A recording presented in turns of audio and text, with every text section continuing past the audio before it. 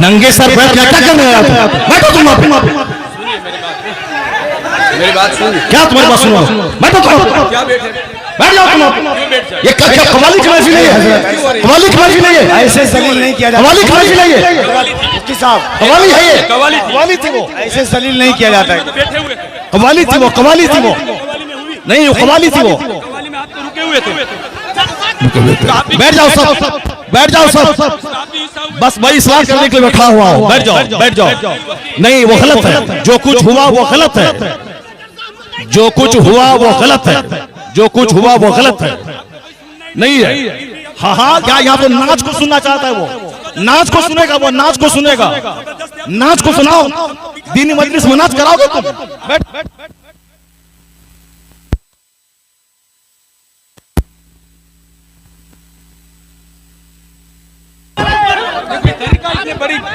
आप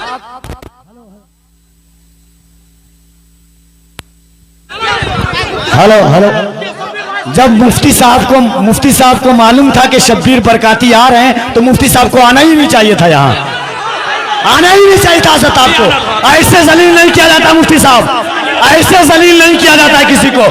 ये इस्लाम नहीं है। नहीं मुफ्ती साहब, मैं भी जलसा पढ़ रहा हूँ।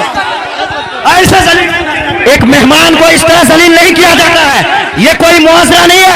आप जान रहे थे कि शब्बीर आ रहा है। हजरत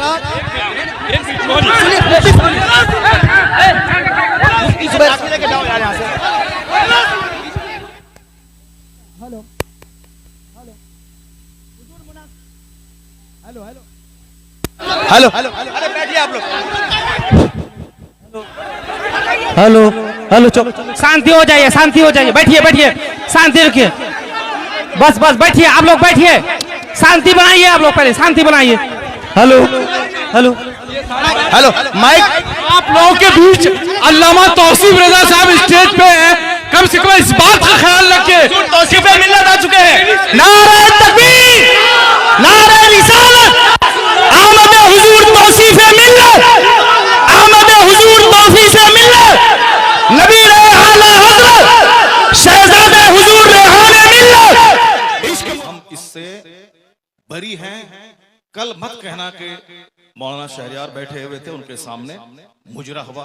ये क्या चीज है?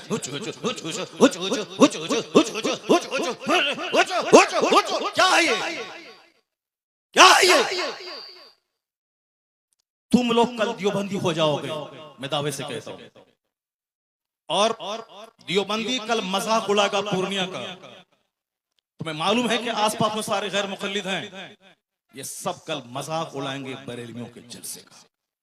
कहेंगे बरेलवियों का जलसा ये होता है, बरेलवियों का जलसा यही होता है। क्या चीज है? क्या ये नाथखानी है? यही नाथखानी है। ये इको हटा दो, उसके बाद क्या? इको तुम हटा दो, मेरे मदरसे का बच्चा इससे अच्छी नाच पढ़ता है, अरबी कॉलेज का बच्चा इससे अच्छी नाच पढ़ता है। हुचुड़ हुचुड़ का नाम नाथखानी है।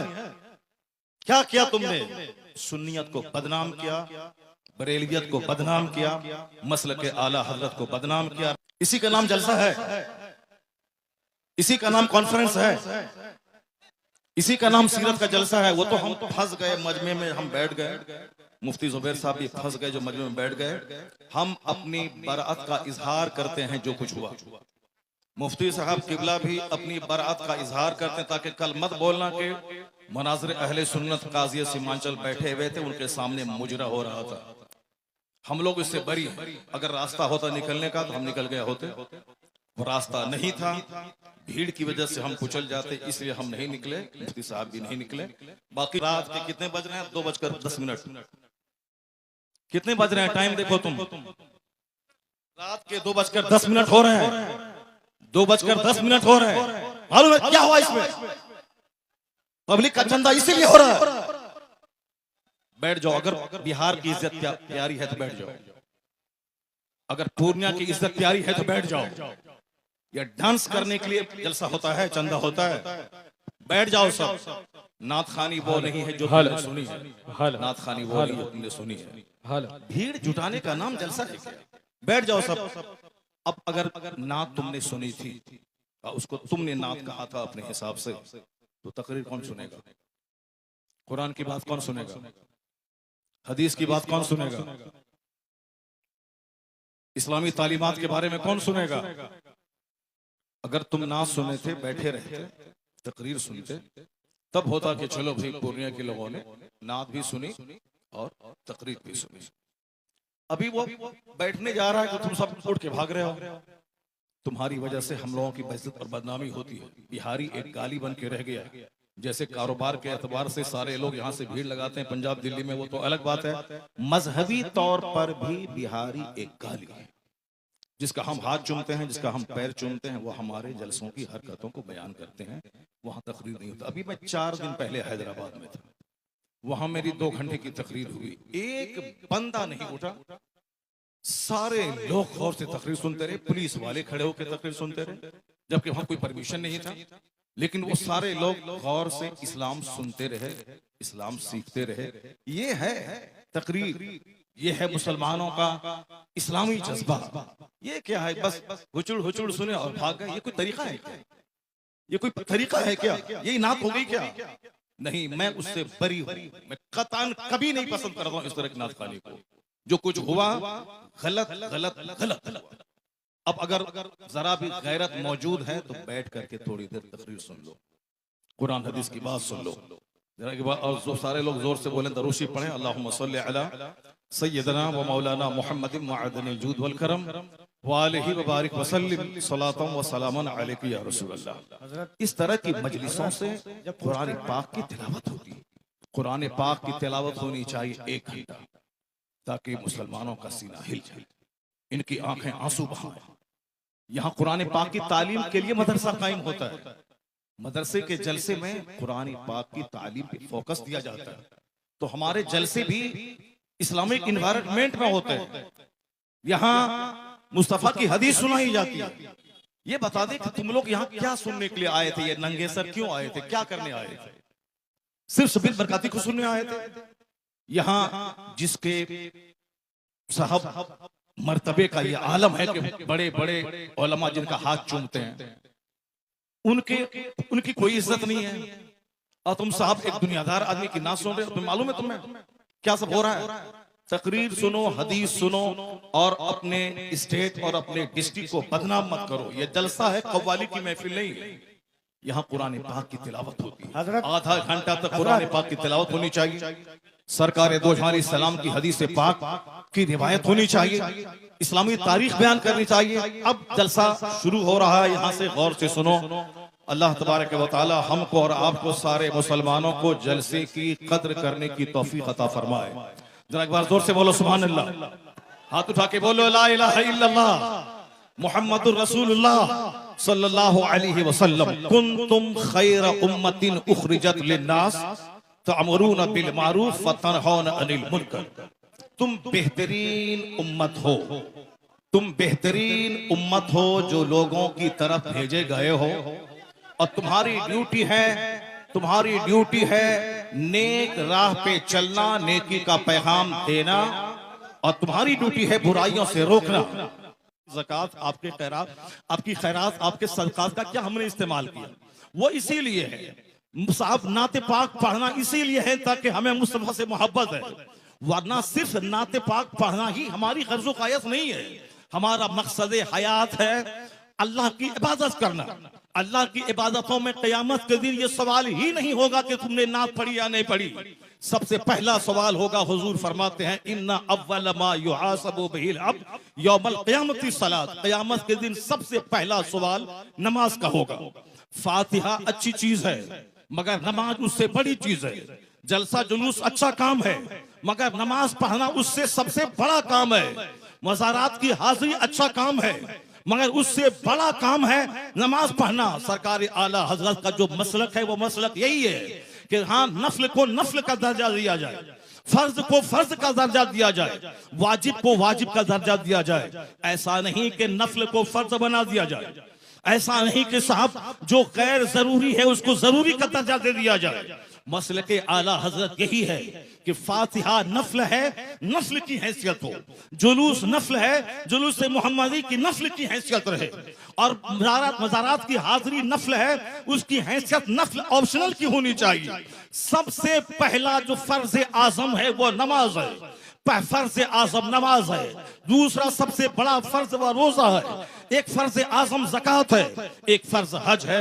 ये बेसिक चीजें हैं। कयामत के दिन सवाल नमाज का होगा, कयामत के दिन सवाल रोजे का होगा, कयामत के दिन सवाल हज का होगा, कयामत के दिन सवाल ज़कात का होगा, कयामत के दिन सवाल अखलाक का होगा, कयामत के दिन सवाल फराइज़ व वाजिबात का होगा। नवाफिल का सवाल नहीं होगा। अगर नवाफिल फर्ज के साथ मिल जाएं तो फिर उसका दर्जा और बुलंद हो जाएगा। लेकिन फर्ज को छोड़कर नफल बेवजन है, फर्ज को छोड़कर नफल खसो खाशाक की तरह है। तो जो कहता है कि फातिहा हराम है वो मिसगाइड है। जो कहता है कि जुलूस मोहम्मदी हराम है वो गुमराह है। जो कहता है कि औलिया सालिहीन के आस्थाने पे जाना जरूरी नहीं है, फर्ज वाजिब नहीं है, वह जाना गुनाह है, नाजायज है, वो भी गुमराह है। और जो ये कहता है कि सिर्फ नमाज पढ़ें, दरगाहों पे जाना नहीं, वो भी मिसगाइड है। और जो ये कहता हो कि सिर्फ फातिहा पढ़ें, नमाज जरूरी नहीं है, सिर्फ जलसा करें, नमाज जरूरी नहीं है, सिर्फ नात पढ़े नमाज जरूरी नहीं है, सिर्फ साहब कव्वाली करें नमाज जरूरी नहीं है, वो भी मिसगाइड है। बीच का रास्ता है मसलके एतदाल और मसलके आला हजरत के पहले फर्ज अदा होगा, फिर नफल अदा होगा। यहाँ नमाज भी अदा होगी, नियाज भी अदा की जाएगी, नमाज भी पढ़ी जाएगी, मज़ारात पे हाजिरी भी होगी, नमाज भी पढ़ी जाएगी, जुलूस मोहम्मदी भी निकाला जाएगा। ये फर्ज और नफल या दोनों मिलकर सीधा रास्ता जन्नतुल फिरदौस लेके जाएगा। नारे तकबीर, नारे रिसालत, यही मसलक के आला हजरत, इसी का नाम मसलक के अहले सुन्नत व जमात है। कल कोई बदअकीदा ये नहीं बोले कि इतने रुपए बड़ा जलसा हुआ, नमाज की बात नहीं हुई। मैं नमाज की वकालत करता हूं कि नमाज के बगैर जलसा बेवजन है, नमाज के बगैर फातिहा बेवजन है, नमाज के बगैर साहब जुलूस मोहम्मदी बेवजन है। इसलिए कि कोई नफल कबूल नहीं होता। आला हजरत ने लिखा है जब तक के फर्ज न अदा हो। 1 करोड़ रुपए की मस्जिद कोई तामीर करे ये नफल है, और ज़कात का 100 रुपया अगर किसी पे फर्ज है तो वह फर्ज है। आला हजरत फाज़िल बरेलवी लिखते हैं कि जब तक वह ज़कात अदा नहीं होगी कोई नफल खैरात काबिल कबूल नहीं होगा। इसका मतलब यह निकला कि जलसा नहीं होगा, ऐसा नहीं, जलसा भी होगा, नमाज पहले होगी, जलसा बाद में होगा, नमाज पहले होगी, फातिहा बाद में होगी, नमाज पहले होगी, नात बाद में पढ़ी जाएगी। आला हजरत से किसी ने पूछा था, हुजूर रमजान में तरावी की नमाज सुनाता हूँ, पढ़ाता हूँ, तरावी पढ़ाता हूँ, रमजान में रोजे रखता हूँ, कुरान शरीफ की तिलावत करनी पड़ती है, क्या मैं रोजा छोड़ सकता हूँ? आला हजरत ने कितना अच्छा जवाब दिया। कहा बहुत सारे लोग हैं जो रोजा भी रखते हैं और कुरान पाक भी सुनाते हैं। अलबत्ता रही बात कि जो कुरान रोजा रख कर कुरान नहीं सुना सकता है, उसको मालूम होना चाहिए कि तरावी की नमाज फर्ज नहीं है, तरावी की नमाज वाजिब भी वित्र की तरह नहीं है, तरावी की नमाज सुन्नत मुअक्कदा है। अगर किसी ने पढ़ा तो फर्ज छोड़ने के बराबर, किसी ने नहीं पढ़ा फर्ज छोड़ने के बराबर गुनाह नहीं होगा। जमात से नमाज पढ़ना ये क्या है, मुअक्कदा अल किफाया है। अगर जमात मस्जिद में तरावी की हो गई और फिर सारे लोग अपने घर में कुछ लोग पढ़ लिए, घर में पढ़ने वाला मुजरिम नहीं होगा। लेकिन अगर जोहर की जमात छोड़ दिया वह मुजरिम होगा। कहते हैं कि जो चीज फर्ज है रोजा, उसको छोड़कर ये तरावी की बात कर रहा है। बेहतर यही है कि वह तरावी अगर नहीं सुना सकता है, अलम तरा कैफा से लेकर कुल बिरब्बिन नास तक, इसको पढ़ के अपनी तरावी पढ़ ले, मगर रोजा न छोड़े, क्योंकि रोजा फर्ज है, तरावी की नमाज सुन्नत है। ये फर्ज को फर्ज समझा जाए, नफल को नफल समझा जाए। जुनून और मजनू बन के ये नहीं बताया जाए जलसे और जुलूस और अपने आलिमों की तौहीन नहीं की जाए। हमारी सबसे बड़ी विडंबना यही है कि हम लोग गैर जरूरी को जरूरी समझते हैं। अल्लाह पर विश्वास करें, अल्लाह रब्बुल इज्जत ही इज्जत देने वाला, वही बंदों को जलील करने वाला, वही मदरसों को तरक्की देने वाला, वही लोगों के दिलों में अल्लाह ही मोहब्बत डालने वाला है। बेशुमार लोगों ने बड़े बड़े जलसे किए, मदरसे में तालीम नहीं हुई, वह मदरसा उजड़ गया। मैंने मुख्तसर सी जिंदगी में इसको देखा है। लेकिन जिन लोगों ने मेहनतें की, 5 साल के बाद जलसा किया, और अगर अच्छे अच्छे आलिम, अच्छे हुफ्फाज उन्होंने दिया, उसके पास बच्चों के रखने की जगह नहीं है, इतने बच्चे हैं कि वो रख नहीं सकता है। असल क्वालिटी इल्म की है, असल क्वालिटी है आप बच्चों को अच्छी तालीम दीजिए, एजुकेशन दीजिए, ना कि बहुत बड़ी भीड़ भाड़ जुटा करके और अपने मदरसे को फरोग दिए। मदरसा फरोग पाता है इल्म से। मैं तमाम सुन्नी मदारिस के लोग जिम्मेदारों से कहता हूं, तालीम पे फोकस दें, दरसगाह पे फोकस दें, अच्छे आलिम को रखें, अच्छे उफाज को रखें। अगर एक बच्चा फारिग हुआ, अगर सही ढंग से कुरान सुनाया तो सारे लोग यही कहेंगे, ये बता दे तू किस मदरसे में पढ़ा है, वो तेरा उस्ताद कौन है। यानी वही एक बच्चा आपका सबसे बड़ा प्रचारक हो जाएगा। वही एक बच्चा आपके मदरसे की खूबियों को दूसरों के सामने एग्जीबिशन करने वाला एक जबरदस्त अलमबरदार हो जाएगा। आपने 10 बच्चों को आपने निकाल दिया और क्वालिटी उसमें नहीं है, वह जहां भी जाएंगे मदरसों को बदनाम करेंगे कि किस उस्ताद ने तुझको पढ़ाया है, किस मदरसे में तुमने पढ़ाया है। क्वालिटी पे जोर देना। बस आखिरी बात सुन ले, अभी मुसलमानों के चेहरे पे खवाइयां उड़ रही है कि हमारा मुस्तकबिल कैसा है, हमारा फ्यूचर कैसा है, हमारा आने वाला दिन कैसा है। आपको मैं यकीन दिलाता हूं कि इस्लाम का आने वाला दिन इतना सुनहरा है क्या कोई दिन ऐसा नहीं गुजरता जिस दिन कोई पढ़ा लिखा आदमी कलमा पढ़ के मुस्तफा का गुलाम न बनता हो। कोई दिन ऐसा नहीं गुजरता जिस दिन अमेरिका जैसे हाईली क्वालिफाइड और तरक्की याफ्ता मुल्क का कोई एक दानिश्वर कलमा पढ़ के मोमिन न होता हो। या जोश में ये बातें नहीं बोली जाती हैं, बल्कि ये बातें दलाइल और प्रूफ के साथ की जाती हैं। आप अगर पढ़े लिखे आदमी हैं, हमारे बच्चे स्कूल कॉलेज में पढ़ते हैं, मैं उन बच्चों को कहता हूं, एक नाम आपने सुना होगा जॉन डी रॉकफेलर का। हमारे शेख बैठे हुए हैं, शेख का दौरा लंदन होता है, हमारे हजरत का दौरा अमेरिका होता है, हमारे हजरत का दौरा अफ्रीका होता है। वह सारी दुनिया के हालात से बाखबर है। मैं अपने शेख को कहता हूं कि जॉन डी रॉकफेलर वह दुनिया का सबसे पहला अरबपति। आज की तारीख में बेशुमार अरबपति हैं, टाटा, बिरला, जिंदल, मित्तल, अडानी, अंबानी, ये सारे के सारे अरबपति हैं। लेकिन जॉन डी रॉकफेलर वह दुनिया का सबसे पहला अमेरिका का अरबपति, बिलियनियर, मिलियनियर नहीं बिलियनियर यानी अरबपति, जिनके पास खरबों की दौलत थी। 53 साल की उम्र में वो खरबपति बीमार हो गया। बीमार होने के बाद अब उनको लगा कि अब जैसे कि मैं मर जाऊंगा, जब मर ही जाऊंगा। अक्सर आजकल ये डिप्रेशन का मर्ज बढ़ रहा है, औरतों में भी और मर्दों में भी। औरतें भी कहती हैं कि अब मुझको ऐसा लगता है कि मैं मर जाऊंगी, मर्द भी कहते हैं कि थोड़ा सा बीमार हुआ, बुखार हुआ और लगता है कि जैसे कि अब मैं मर जाऊंगा। ये मरने की बात है, तो अब ठीक है, अच्छी बात है, मैं मर जाऊंगा, लेकिन मरने के बाद जहां जाऊंगा वहां के लिए तो काम बढ़ा देना चाहिए, वहां की इबादत बढ़ा देनी चाहिए। सिर्फ खौफ है कि मेरे बच्चों का क्या होगा, मेरी बच्ची का क्या होगा। नहीं, अक्लमंद वो है जिसको लगे कि अब मैं मर जाऊंगा तो उसको इबादत बढ़ा देनी चाहिए, सजदा बढ़ा देनी चाहिए, तिलावत बढ़ा देनी चाहिए, गुनाहों से सच्ची तौबा बढ़ा देनी चाहिए। ये होना चाहिए, ना कि साहब बाल बच्चों के खौफ में मौत से घबराना चाहिए। वमन यतवक्कल अलल्लाहि फहुव हस्बुह, जो अल्लाह पे भरोसा करता है अल्लाह उसके लिए काफी होता है। कुरान में आया है, ला तक़तुलू औलादकुम खश्यता इमलाक, गरीबी के डर से बच्चों को कत्ल मत करो, मैं तुझे भी रोजी देता हूं, तेरे बच्चों को भी रोजी दूंगा। रोजी देने वाला अल्लाह है। वो अमेरिका का खरबपति, उसने सोचा कि अब जब मुझको मर ही जाना है तो अब क्यों नहीं सदका तो खैरात करके मैं मरूं। अपनी दौलत का एक बड़ा पार्ट मेडिकल एक्सपर्ट के खर्च पे उन्होंने डोनेट किया कि नई नई बीमारियां और उसके इलाज और ट्रीटमेंट दरियाफ्त करने के पीछे मेरी दौलत का एक बड़ा हिस्सा खर्च होगा। उन्होंने एक स्कूल बनवाया, गरीबों, मिस्किनों, माजूरों, बेवाओं के बच्चे स्कूल में पढ़ेंगे, फ्री तालीम। उन्होंने एक बहुत बड़ा हिस्सा अपनी दौलत का हॉस्पिटल पे वक्फ किया, यहाँ गरीबों, मिस्किनों, माजूरों, कम पैसे वालों का इलाज होगा। यानी अपने पैसे को गरीबों के लिए, सोशल वेलफेयर के लिए, चैरिटी के लिए उन्होंने दरवाजा खोल दिया। उसको ऐसा महसूस हुआ 2-3 महीने के बाद कि अंदर से उसका कैंसर का जख्म हल्का हो रहा है। ये द टाइम्स ऑफ इंडिया जो हिंदुस्तान का अंग्रेजी अखबार है, हमारे बच्चे तो एमए करने के बाद भी एक जुमला अंग्रेजी नहीं बोलते हैं। जिसको होना था डीएम वो चपरासी की भी नहीं बन पाए, जिनको होना था साइंटिस्ट वो गली कूचे का दिल फेंक आशिक बन गया।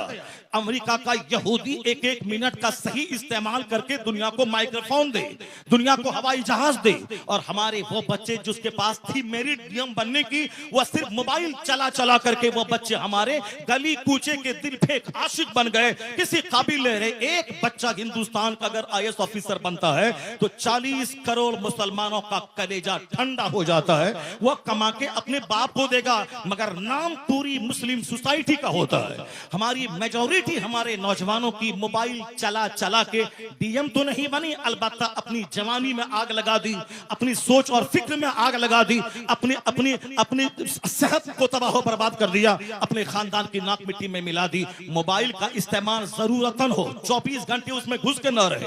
टॉयलेट का इस्तेमाल जरूरत हो, 24 घंटे टॉयलेट में घुसने वाला तबाह बर्बाद हो जाएगा, सेहत खत्म हो जाएगी। यहूदी एक एक मिनट को कीमती समझते हैं तो जलील कौम दुनिया में सबसे मालदार कौम है। जबकि नमाजों की पाबंदी हमें वक्त की कदर सिखाती है, जबकि सहर और इफ्तार का सिस्टम वक्त की कदर सिखाता है, जबकि ज़कात का मैनेज हमें एक एक मिनट को कीमती समझने का पैगाम देता है। 1 मिनट पहले दाना हलाल, 1 मिनट के बाद दाना हराम, ये हमें पंक्चुअलिटी सिखाता है। मगर अक्ल रहे तब न इन बातों पे हम गौर करें। हमारे पास तो गुस्सा बहुत ज्यादा है, हमारे पास जज्बात बहुत ज्यादा है, हमारे पास सब छोटी फिक्री की वजह से हम जो लायक थे उस लायक नहीं बन पाए। अमेरिका का खरबपति, उन्होंने दौलतों का एक बड़ा हिस्सा स्कूल पे, हॉस्पिटल पे, गरीबों के राशन के किट पे और मेडिकल एक्सपर्ट की टीम बैठा के, ताकि नई बीमारियों का इलाज खोज करने के लिए वह टीम खास रहे। उनको ऐसा लगा जब से वह चैरिटी सदका तो खैरात का काम शुरू किया, अंदर से उसके बदन का जो कैंसर था उसका मर्ज दूर होने लगा। 4 महीने के बाद उन्होंने टेस्ट करवाया, उसके अंदर का कैंसर खत्म हो चुका था।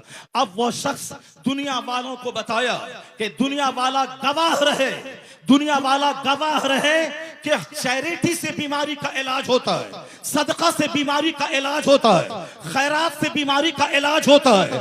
उन्होंने कहा खैरात से बीमारी का इलाज, बीमारी के इलाज के जितने तरीके हैं उसमें सबसे बड़ा तरीका यह भी है कि चैरिटी और खैरात से बीमारियों का इलाज होता है। सदका तो खैरात से मरीज सेहतमंद होते हैं, सदका तो खैरात से मरीज सेहतयाब होते हैं, सदका तो खैरात से मरीज सेहतयाब होते हैं। उन्होंने सारी दुनिया को बताया। हमारे शेख आ गए, एक दूसरे शेख की आमद हो गई जो बरकाती खानवादे के शेख हैं, वो आ गए और शहजादे आला हजरत यहाँ बैठे हुए हैं। बस मेरी गुफ्तगू खत्म होने वाली है, उसको गौर से सुनेंगे तो हम पूरे हिंदुस्तान में जाते हैं, पूरे मुसलमानों का दर्द सीने में मौजूद है, कहाँ क्या हालात हैं वहां उस हालात का मुशाहिदा करते हैं। तो हम अपने गुस्से के मुजाहरे के लिए नफ्स की तस्कीर की खातिर नहीं देते हैं, सिर्फ मिल्लत के लिए, कौम के लिए, मसलक के लिए हम अपने लोगों के सामने अपनी कमजोरी बयान करते हैं। जरा गौर से सुने, जब उन्होंने खरबपति ने कहा कि मेरा मर्ज अच्छा हुआ, इलाज के जितने तरीके हैं, एलोपैथिक, होम्योपैथिक, साहब जड़ी बूटी, आयुर्वेद में सब तरीके हैं इलाज के, मगर सदका तो खैरात इलाज का एक जबरदस्त तरीका है। तो जो बात जॉन डी रॉकफेलर ने आज कही, यही बात मुस्तफा ने 1400 साल पहले कही थी कि दावू मरदाकुम बिस्सदका व हस्सनु अमवालकुम बिज़कात। मुस्तफा ने कहा अपने मरीजों का इलाज सदका करके क्या करो। तो आज 1400 साल के बाद अमेरिका का खरबपति अपने तजर्बे से दुनिया को बताया कि सदका से एक बीमार ठीक होता है। जो बात मुस्तफा ने 1400 साल पहले कही, वो अमेरिका का क्रिश्चियन जाती तजर्बे से बता दिया कि मुस्तफा का कौल सच्चा है, मुस्तफा का मजहब सच्चा है और खैरात से इलाज होता है। तो आज जैसे दानिश्वरों के बीच मुस्तफा की हदीस की सदाकत सामने आ रही है, कलमा पढ़ने वालों की तादाद में जबरदस्त इजाफा होता चला जा रहा है। इस्लाम कभी खतरे में नहीं था और आज भी खतरे में नहीं है।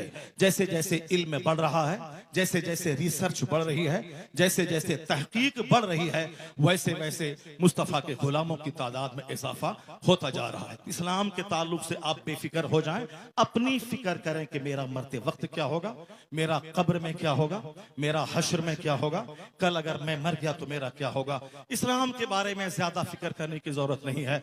इस्लाम बहुत जिंदा ताबिंदा मजहब है। पूरी दुनिया के हर गोशे में, हर खित्ते में इस्लामी चिराग रोशन हो रहा है।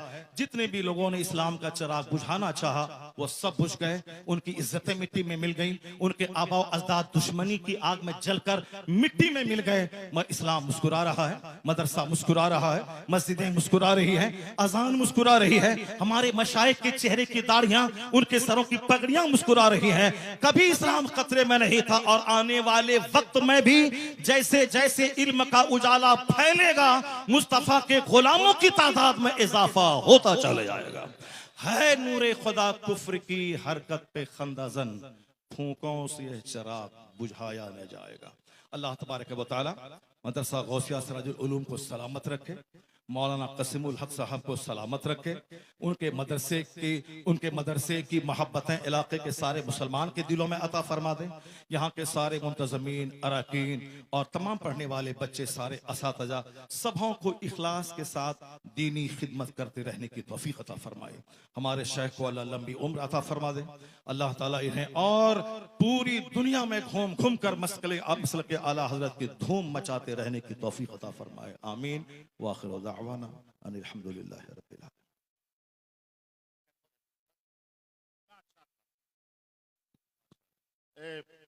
मौलाना ने सजाया बड़ी मेहनत और काबिज से। इस जलसे का क्या होगा, आप हजरात तो इलाके के हैं, अपने इलाके की इज्जत का आप ख्याल कीजिए। और ये मामलात जो हैं पहले के और थे, अब 1 मिनट में पूरी दुनिया में बात पहुंच जाती है। इसलिए मैं आपसे गुजारिश करूंगा कि आपके इलाके के बहुत बड़े आलिम दीन मौलाना शहरयार रजा साहब बहुत बड़े आलिम दीन हैं।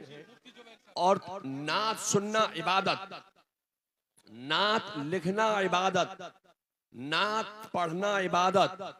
लेकिन मुझे आप बताइए कि जब तक के उलमा की तकरीरें आप नहीं सुनेंगे तो ये कौन बताएगा कि नात सुनना इबादत है, नात पढ़ना इबादत है, नात लिखना इबादत है। उलमा की तकरीरें से ईमान सलामत होगा, अकीदा महफूज होगा। तो उलमा की तकरीर सुनना पहले, नात सुनना ये बाद में। नात भी पढ़ी जाएगी और तकरीर भी की जाएगी। आप लोग बड़े इत्मीनान के साथ तशरीफ रखें। हजरत मौलाना शहरयार रजा साहब का खिताब नायाब दस्तयाब होगा इंशाअल्लाह। बैठ जाएं सारे लोग, बैठ जाएं। हुजूर पीर तरीक़त अल्लामा मौलाना तौसीफ रजा खान साहब क़िबला मदजुल अली नबीर आला हजरत, ये आला हजरत के शहजादे हैं।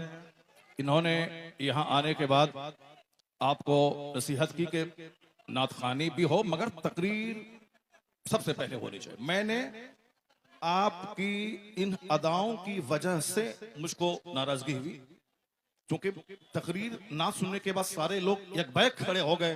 ये जलसे की तौहीन है, हमारे इलाके की तौहीन है। इसलिए यह जलसा है, सीरत की महफिल है, इस्लाह ईमानो अमल कॉन्फ्रेंस है।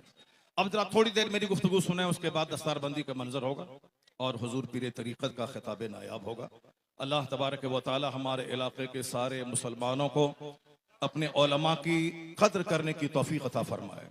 मैंने कहा था ना कि हमारी बेइज्जती होती है, हमारी तौहीन होती है, हमारे जलसे का वक़ार मजरू होता है। हम लोग चारों तरफ से घिरे हुए हैं बदअकीदों के बीच में। हमारा कल मजाक उड़ाया जाएगा, हमारे जलसे का मजाक उड़ाया जाता है। तो हमें सिर्फ आपकी इन अदाओं की वजह से तकलीफ होती है कि मैंने कहा ना कि जिस तरह आपने नात सुनी थी उसी तरह बैठ के आप 1 घंटे की तकरीर सुन लेते, ताकि पूरे हिंदुस्तान के लोग जानते कि वहां नात भी सुनी जाती है और तकरीर भी होती है। अब जरा गौर से सुनिए, हमारे ताल्लुक से कुरान शरीफ में कहा गया है कि कुंतुम खैर उम्मा, तुम बेहतरीन उम्मत हो, लोगों की तरफ भेजे गए हो। तुम्हारी ड्यूटी है खुद नेक बनना, दूसरों को नेक बनाना। तुम्हारी ड्यूटी है खुद बुराइयों से बचना, दूसरों को बुराइयों से बचाना। ये हमारी क्वालिटीज को कुरान शरीफ में बयान किया गया है कि you are the best community, तुम बेहतरीन उम्मत हो। और बेहतरीन क्यों हो? इसीलिए हो कि तुम्हारा काम ही है नेक बनना, दूसरों को नेकी का पैगाम देना। तुम्हारी जिम्मेदारी है खुद बुराई से बचना और दूसरों को बुराई से बचाना। दूसरे लोग खाने पीने पैदा हुए, दूसरे लोग मौज मस्ती करने पैदा हुए, दूसरे लोग शराब पिए, बदकारी करें, सूद खाएं, उससे क्या मतलब है? उसको मरने के बाद हिसाब किताब का कोई खौफ ही नहीं है। ये सारी बातें हम मुसलमानों को सोचना है। सरकार दो जहां की हदीस है कि ला तज़ूलु कदमा अब्दिन हत्ता युसअल अन अर्बईन। आका फरमाते हैं कि कयामत के दिन बंदे का पांव अपनी जगह से 1 इंच नहीं हटेगा, 1 इंच नहीं हटेगा जब तक के 4 चीजों का उससे सवाल न हो जाए।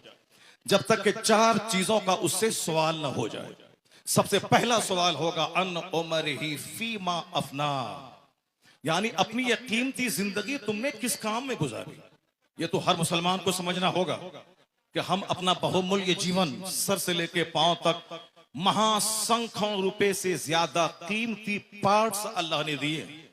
जो लोग गूंगे हैं, बात नहीं कर सकते, उनको देखने के बाद अपनी जबान की अहमियत समझें। जो लोग अंधे हैं, देख नहीं सकते, उनको देखने के बाद अपनी आंख की अहमियत समझें। जो लोग पागल हैं, समझ नहीं सकते, उनको देखने के बाद अपनी अक्ल की अहमियत समझें। जिसके पास हाथ नहीं है, वह लूल्हे को देखकर अपने हाथ की अहमियत समझे। जो लोग लंगड़े हैं, जो चल नहीं सकते, उनको देखने के बाद अपने पांव की अहमियत समझें। जो अरबों में खेलने वाले 2 रोटी खा के पचा नहीं सकते, उनको देखकर 10 रोटी खाने के बाद पचाने की जो मशीन अल्लाह ने पेट की शक्ल में दी है, उसका महत्व समझें। हुजूर फरमाते हैं, कयामत के दिन इन सारी नेमतों के बारे में सवाल होगा। तुमने अपने पांव का कैसा इस्तेमाल किया, तुमने अपनी जबान का कैसा इस्तेमाल किया, तुमने अपने हाथ का कैसा इस्तेमाल किया, तुमने अपनी आंख का कैसा इस्तेमाल किया। सारी जिंदगी के बारे में सवाल होगा। नाच तमाशे में जिंदगी गुजारी या कुरान की तिलावत में गुजारी? तुमने सिर्फ वक्ती लज्जत की खातिर तुमने इंजॉय किया, या तुमने रात में तहज्जुद के वक्त उठ के अल्लाह के खौफ से आंसू बहाया? ये सवाल होगा सारी नेमतों के बारे में। यह कीमती जिंदगी किस काम में गुजारी? हमें मुशरिकों के नाचने गाने से कोई एतराज नहीं, हमें यहूदो नसारा के नाच गाने से कोई एतराज नहीं है, हमें बौद्ध और जैन के नंगे रहने से कोई एतराज नहीं है। हमें सिर्फ मुसलमानों से कहना है कि हमारे पैगंबर ने कहा है कि कयामत के दिन 1 इंच अपनी जगह से हट नहीं पाओगे जब तक के 4 सवालों का जवाब नहीं दे दो। हर मुसलमान के बच्चों को यह हदीस याद होनी चाहिए, हर मुसलमान के घर में यह हदीस लिखी होनी चाहिए, हर मदरसे की दीवारों में इस हदीस पाक को लिखा जाना चाहिए, हर मस्जिद में इस हदीस पाक को लिखा जाना चाहिए, ताकि सारे लोग अपनी रिस्पॉन्सिबिलिटीज को समझें कि क़यामत के दिन क्या होगा। पहला, अन उमर ही फीमा अफना, जिंदगी के बारे में, जिंदगी किस काम में गुजारी। दूसरा सवाल होगा अन शबाब ही, जवानी के बारे में कि तुमने जवानी किस काम में गुजारी। जवानी दीवानी होती है।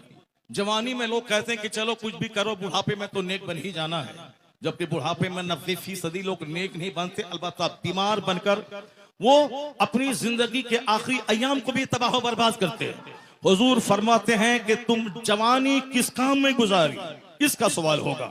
तीसरा सवाल होगा अन माल ही मिन ऐन इक्तसबहु व फीमा फज़अहु, यानी माल कहां से कमाया और कहां खर्च किया, इसका सवाल होगा।